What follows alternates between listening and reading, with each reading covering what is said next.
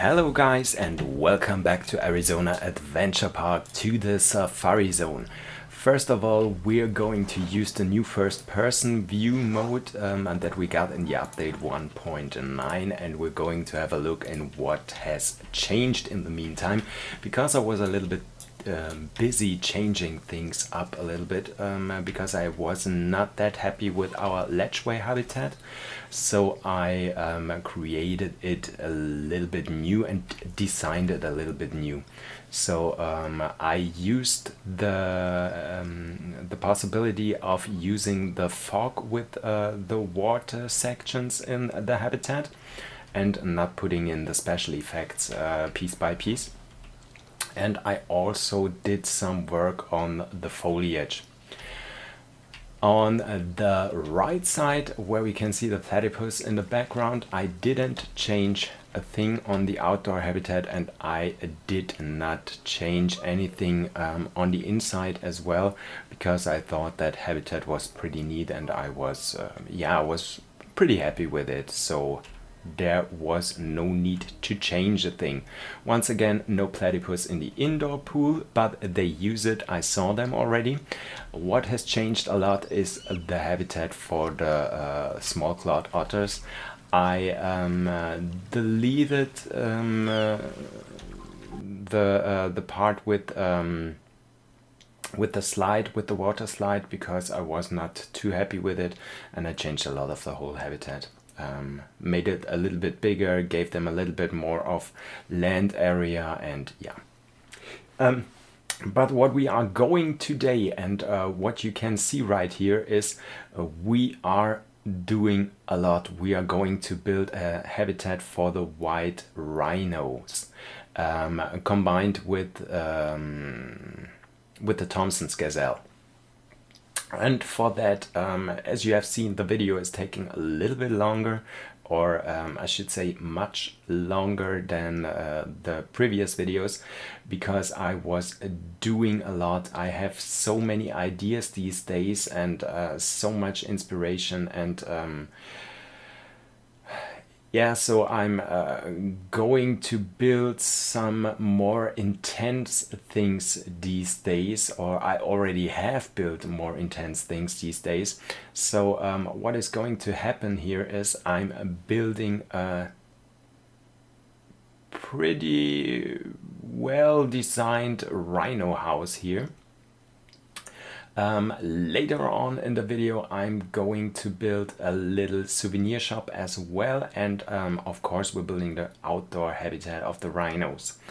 For that house, I wanted to go with with a different shape. I didn't want it to be completely square, and I wanted to have this modern look that we have in the rest of the zoo, not especially in the safari area, but like we have with the small house and the rest of the zoo, some more concrete and some more glass, and not that much reed structure.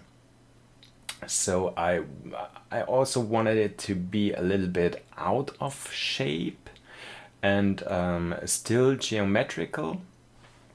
So I was building the whole house here with non-grid pieces once again. I just was thinking that's why the little break between talking. If I could upload it to the workshop, and I think, yeah, that would absolutely be possible, and I'm going to upload it to the workshop so you can download it there and put it in your zoo as well. It has a lot of pieces. Once again, like most of my buildings do, especially when you build with the non-grid pieces, which are most of the time pretty much smaller than the grid pieces. So but as I said, I'm going to upload it at the workshop, and you can use the rhino house for your zoo as well. Here I was building some glass structure for the roof, because I wanted it to be light and bright on the inside, and not to be too dark.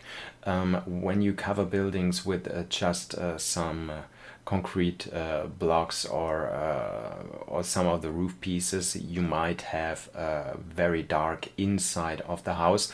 And the downside of this is also that when you put in some lamps and lighting in the inside, it won't light up until it is night in your zoo. So yeah, it's always a better option to have some kind of a glass roof to have some light in your building and make it look a little bit more friendly and nicer. So that's what I was going to do here. And once again, the reason why I'm using these off-grid pieces is because they are way more flexible. As you can see on the kind of winter garden thing that I put in front of the building, you can rotate them in any angle, which is not possible with the grid pieces. And yeah, that's why I love using the non-grid pieces almost in every building these days, because it makes building so much easier. And no, easier is the wrong word. It's not easier, but it makes it so much more flexible, and you can push boundaries when you use those pieces. So here I'm laying down some groundwork for the winter garden. I just call it winter garden because it is built like something like that. And now I'm going to lay down most of the groundwork for the Rhino house.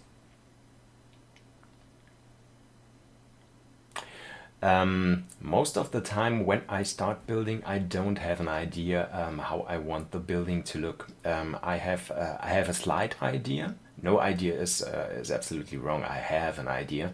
I have a slight idea in which direction I want to go, but I don't have concrete plans. So I'm just starting with something like the winter garden thing that I did here, and then go on from there and see where it leads me to. That's something I often tell you in the videos, but I think that's the easiest part.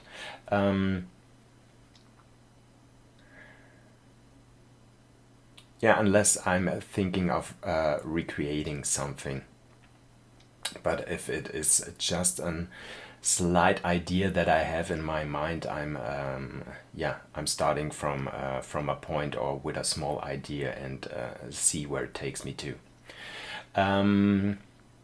As we already have some habitats in our safari zone with the flamingos, the warthogs, the Nile lechwe, the platypus, and the small clawed otters, I thought it is a time and it is in need of putting down some more of our staff facilities.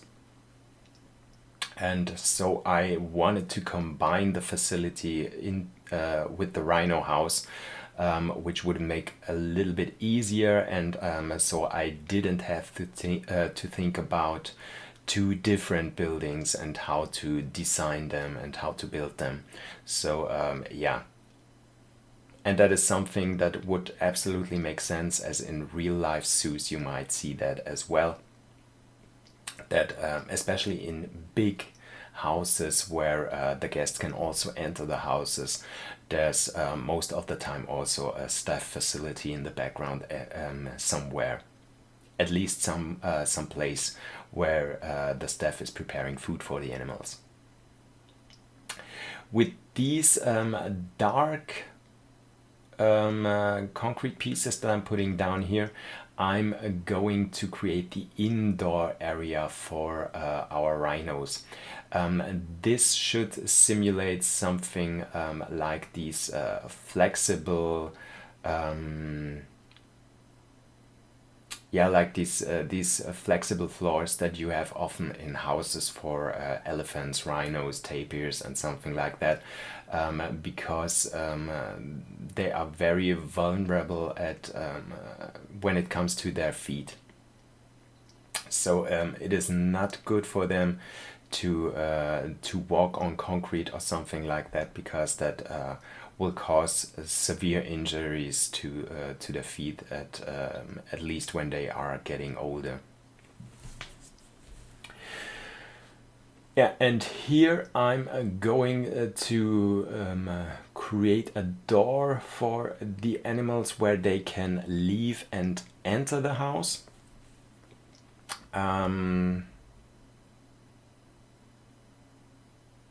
Yeah, in the end it turned out, as it always turns out, it was a little bit too small, so the rhinos couldn't enter the house, and I had to delete some of the decorational stuff around it, like the gates that I had planned for it and so on, which was very sad. But yeah, otherwise it wouldn't have been possible for the animals to actually use the house, which I definitely wanted them to. So what I'm doing right here is creating some kind of a dry mold in between the guests and our animals, so that the animals can't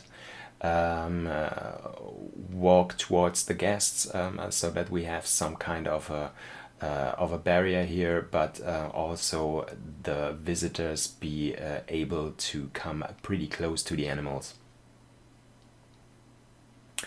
I also wish it could be possible in the game somehow that yeah, as I said, we are going to have a combined habitat with the Thompson gazelle.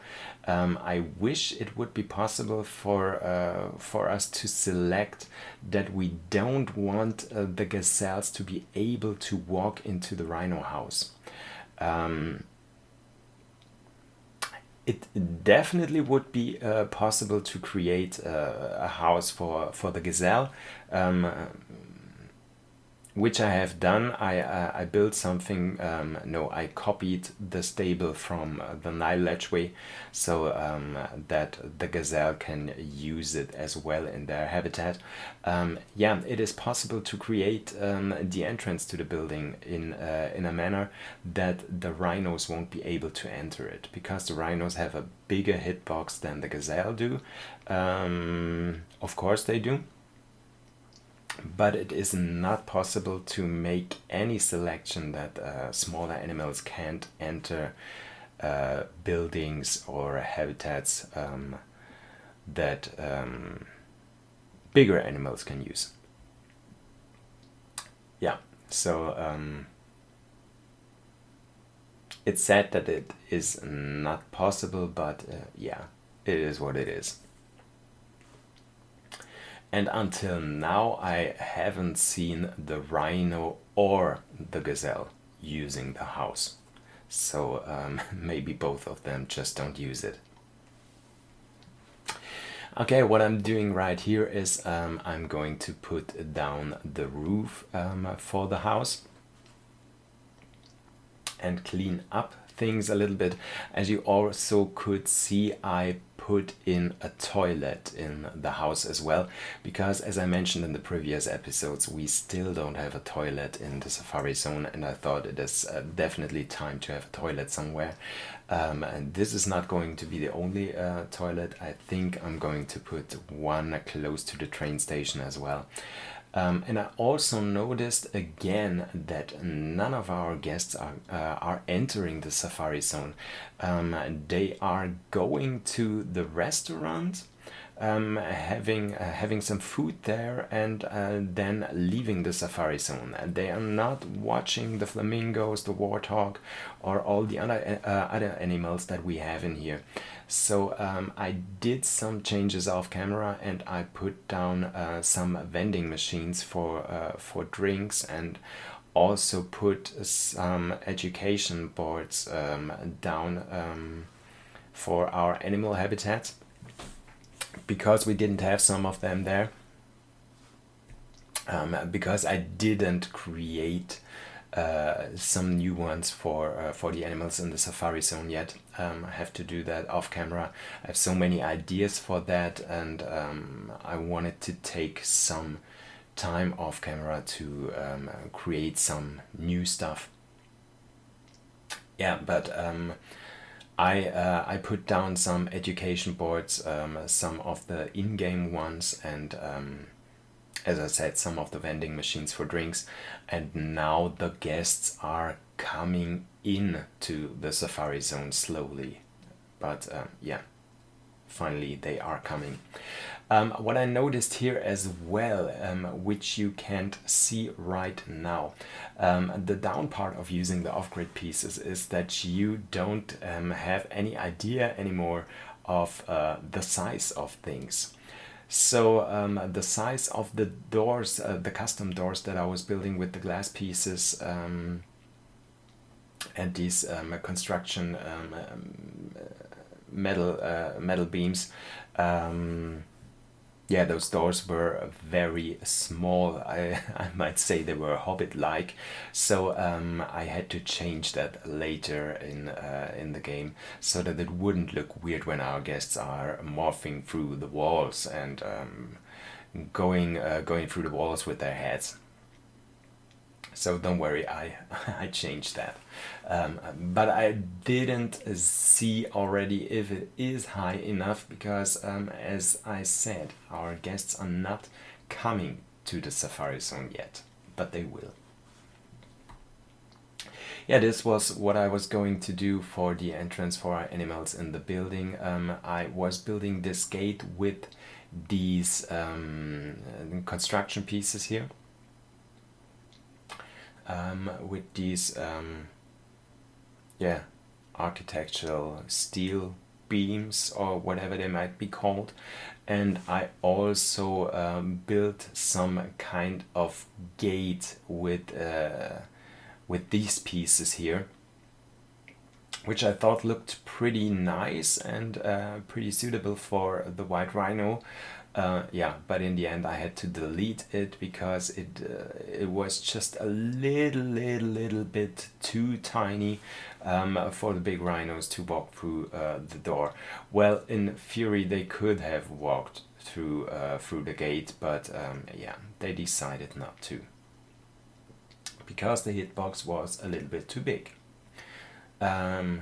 Yeah, with that being said, hello Frontier, I would love you to change the hitbox of some of the animals because for some of the animals the hitbox is just ridiculously huge, and yeah, would be great if you could change that at some point. So here's some planting for our winter garden. I didn't want to over decorate it, so I thought with these little planters in the background and just two of the benches and some bins here would be absolutely enough, and make it look very yeah, very classic and very yeah, some kind of luxurious, I might say. Yeah, also a little bit of decoration in the house is needed to don't have it to look too empty inside. So I put down some of these masks at the wall, and also some of these North African animal signs for the rhino, and did a little bit of planting, and also decorated the outside of the building a little bit to make it not look like this yeah, this concrete casket.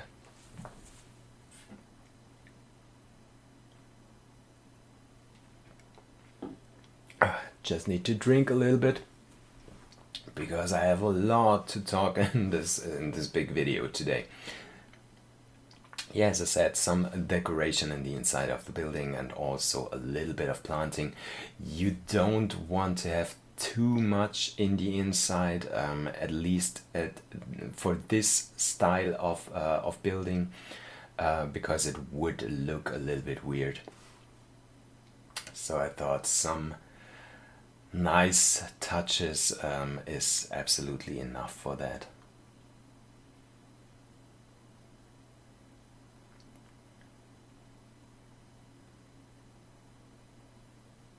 Yeah, and we also don't want to forget about our toilet that we have here in the background.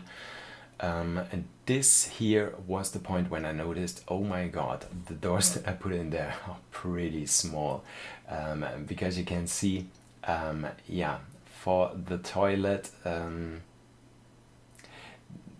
this would have been a door for a children's toilet, I might say.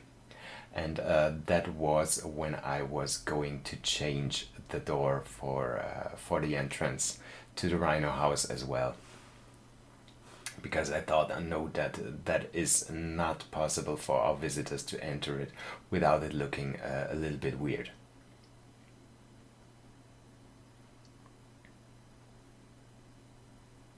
Yeah, and I do like the style of this simple doors with just these construction pieces and the one-sided glass, and also this white doorknobs. It looks very clean and very classical, and I totally love that.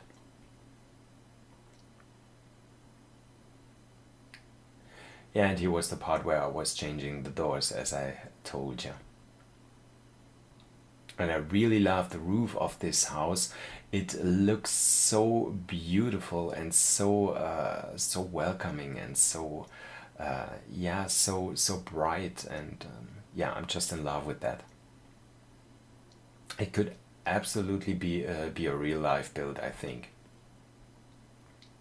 Yeah, here I decided I wanted to have some more structure on the roof, because it did look a little bit empty, so I just put some more of these concrete boxes on top of it, to give it a little bit more structure, and also writing on the house that this is the Rhino house, so that our visitors can see what they have to await when they go inside. And also using these classical fonts, because yeah, I just love the clean and beautiful look there.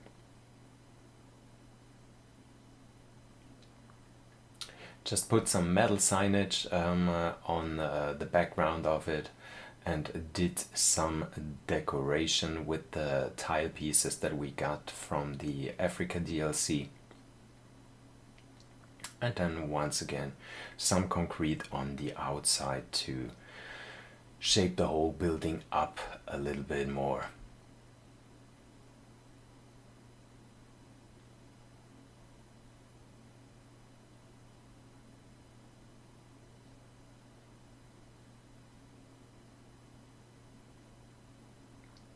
Yeah, and with that being done, our Rhino house is finished, I think. Yeah, the next step was putting down yeah, some decoration for the outside, as I was going to yeah, as we had this mold in front of it, and I wanted to have a little bit of some kind of an oasis here with a little water pond and some plants and rocks, and yeah, just to make it look a little bit nicer.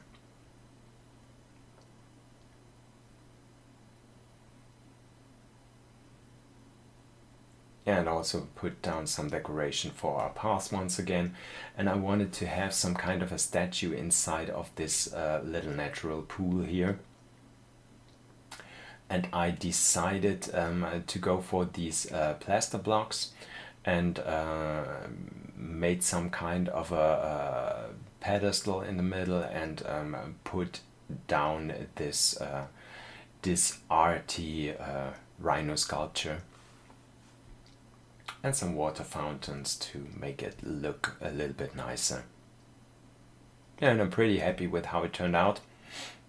And the next thing that I was going to build was I wanted to have a little gift shop in here, and not just the counter or just the piece that we have in game. I wanted to be it a little shop where the guests really could enter, and I was thinking about some little kind of boutique that you might see on Rodeo Drive or something like that. I wanted it to look very clean and a little bit luxurious, and yeah, you might see what I'm talking about when I'm building it, because I really love how it looked like. Also with those window pieces, with these huge structured window pieces in here, it looks so yeah, so classical and so expensive, I might say.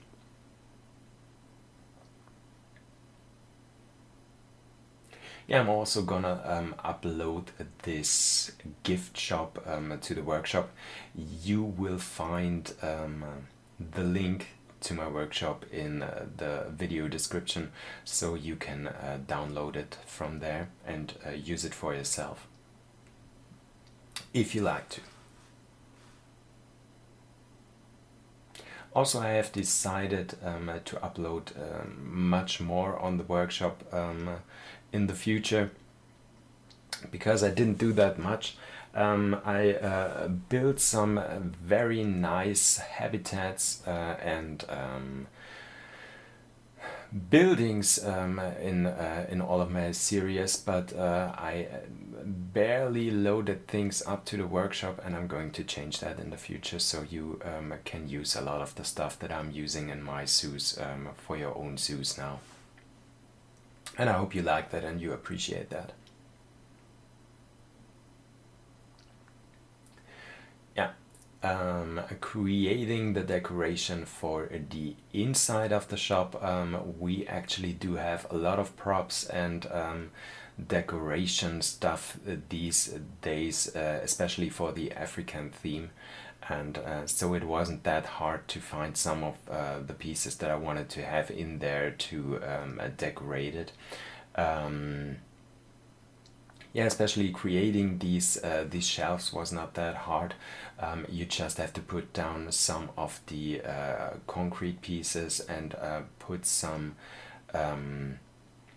wooden planks on top of it, and make it look like a shelf, and yeah, you're already finished. And then put some decoration stuff on it, like those vases and pots and these giraffe statues, and what else we have in the game. Many of them are recolorable, so you can change the colors from the pieces, so that not everything looks the same. And yeah, and you already do have some very nice interior for your shop. There's also some great stuff on the workshop, I might say. For example, just these days I saw something that Franche posted as well. That was something, someone created something like a plant shop, or some interior for a plant shop, where you have a lot of vases and planters and beautiful flowers and something very high detailed stuff and really crazy stuff that you could also use for your shops. So I'd recommend you to look at the workshop. You find crazy stuff and beautiful stuff in there.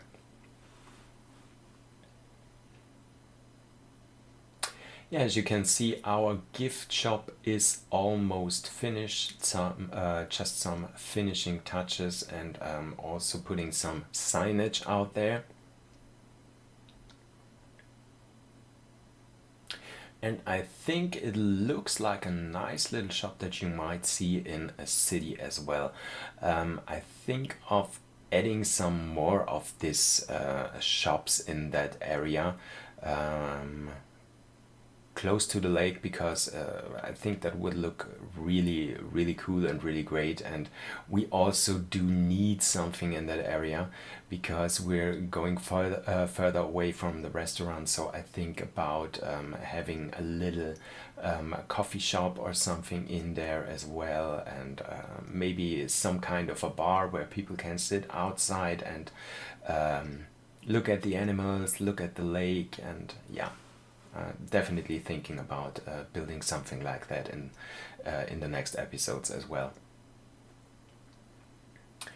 Yeah, and here I'm going to build some custom fence. You might want to have a look at it, how I'm building that, because the whole thing, how I'm doing the fencing here is I wanted to create something like an illusion, so that you don't see as a visitor that there is this dry mold in between the path and the actual habitat where the animals are. So what I did was I was going to build a small fence for the outside for our visitors, that would never hold back a rhino or a gazelle as well. I used some of the mulch pieces on the background and some of the plaster pieces to have these to have it to be steep on the other side, so that the animals couldn't climb it or jump up to it. And what I'm going to do in a later stage, that we also are going to see later in the video, is I'm going to put down some bushes to the mulch pieces, so that you have this illusion that you don't see the dry mold as a visitor. So you think the animals could walk right up to the fence, but in reality they can't.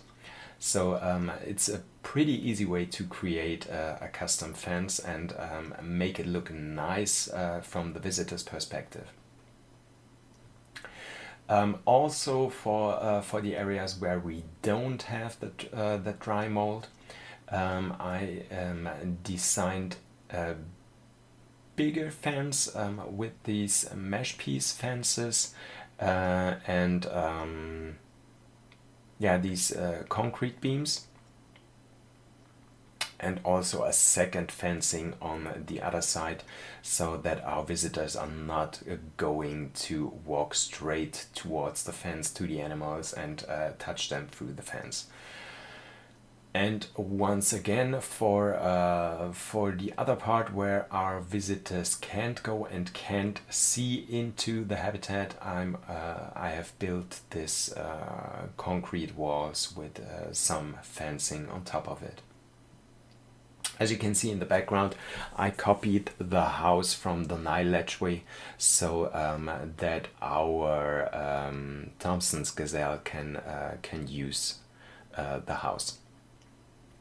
What I'm creating right here is some kind of a planter that I am going to lower into the ground and have some of these faux gravel pieces in there, where I'm going to put in some trees. You might see something like this in real life rhino habitat, because in reality the rhinos would walk towards the trees and would rub their horns against them and so destroy the trees. So what zoos are doing, or many zoos are doing, they put down these gravel around the trees. Because the rhinos would not walk over it towards the trees, because the gravel might hurt their very sensitive feet. sounds a little bit weird, thinking about the word sensitive in combination with rhino, but yeah, as I said, they have very, very sensitive and sensible feet, and so they wouldn't walk over these sharp and uncomfortable gravel pieces. So that's some way zoos are saving the plants in the habitats. Otherwise, the habitat would look very, very plain and sad, because yeah, the rhinos would eat all of the bushes and grass that is growing in the habitat if the habitat isn't that big, and they would destroy all the trees that were in there. So yeah, you have to find some way and have to have some ideas how to have a plant life in a rhino habitat without having to replant it every now and then.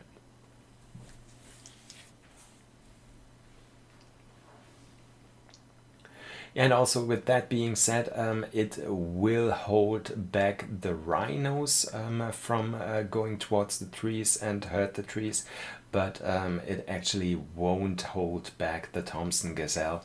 They could walk over it and walk to the trees, but that won't do a thing to the trees.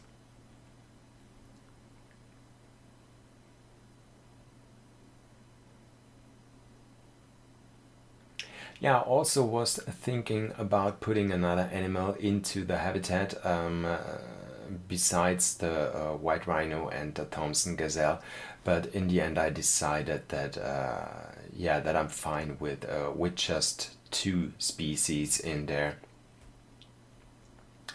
because too many species make the whole thing look a little bit weird pretty fast. Because something that yeah, here I'm going to put down the bushes as I told you in the beginning.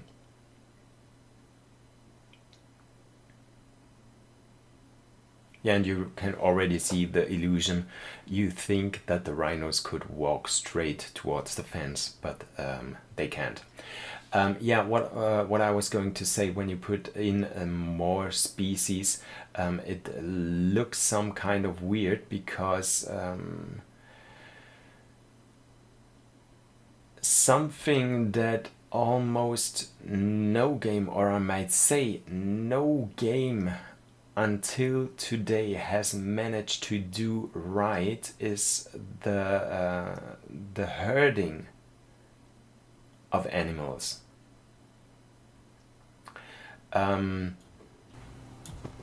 Because in reality you would see that animals from the same species might stick together, but in most of the games, and also in Planet Zoo, it's not that bad in Planet Zoo, but in most of the game you see the animals all over the habitat and not sticking together. So that's why I choose to not to do too many mixed animals in one habitat. Yeah, but with that being said, we made it through the whole video. We're already almost 40 minutes in, and we're coming to an end right now.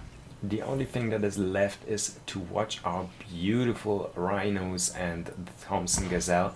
I'm very, very, very happy with the habitat. I hope you guys do like it as well. As I said, you can download the house and the gift shop from the workshop if you like to. You'll find the link to my workshop in the video description. And if you like the video, leave a like. I would be very happy about that. Subscribe to my channel so you don't miss the next episode next week. And also, yeah, write down in the comment section what you think about the whole thing. I love to see you in the next video. Take care. Bye bye, guys.